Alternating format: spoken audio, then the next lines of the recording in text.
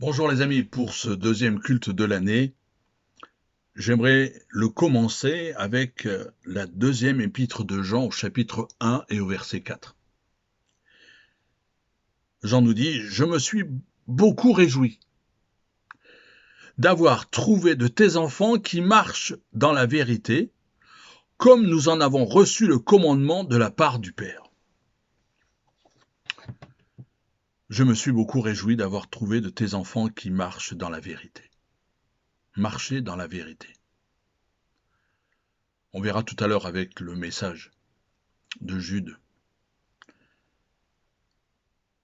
4 vérités qui nous rassurent.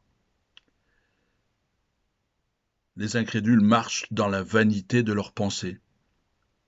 L'Épître aux Éphésiens, chapitre 4, nous dit: ils ont l'intelligence obscurcie. Ils sont étrangers à la vie de Dieu, mais pas nous. Le croyant est renouvelé spirituellement dans son intelligence. Revêtu, il a revêtu le nouvel homme, créé selon Dieu, en justice, sainteté. Pour lui, pour vous, pour nous, pour moi. Marcher dans la vérité, c'est donc avoir une vie en accord avec ma nouvelle identité. Parce que nous sommes scellés du Saint-Esprit. Scellés. Nous marchons par l'Esprit. Galates chapitre 5, verset 16. Nous sommes lumière dans le Seigneur. Nous marchons comme des enfants de lumière. Éphésiens chapitre 5, verset 8.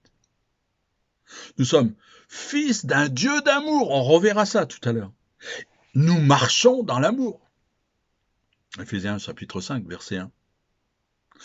On est fils et filles du Dieu saint. Nous avons une conduite sainte. Nous ne sommes pas arrivés au bout, mes amis. Il y a la sanctification. Mais marcher dans la vérité ne consiste pas donc à avoir la tête pleine de doctrines, de connaissances bibliques, sur lesquelles il est facile de parler. Mais c'est plutôt vivre Christ, se laisser instruire par lui, qui est la vérité. Je suis le chemin, la vérité, la vie, c'est marqué dans notre Église, mais c'est marqué dans la Bible surtout. Marcher dans la vérité signifie aussi avancer, progresser dans la vérité. C'est devenir conforme à Christ, selon Romains chapitre 8. C'est penser, agir comme Christ, qui est notre vie.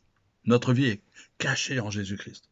Le Saint-Esprit nous vient en aide. Il est appelé la vérité, 1 Jean 5, 6. C'est lui qui nous conduit. Alors, mes amis, à l'introduction de ce culte, je n'ai pas voulu apporter un message, mais juste en relisant ce verset de l'apôtre Jean, vouloir nous réjouir de voir les enfants de Dieu qui marchent dans la vérité. Parce que c'est un commandement que Dieu nous donne. Marchons dans la vérité.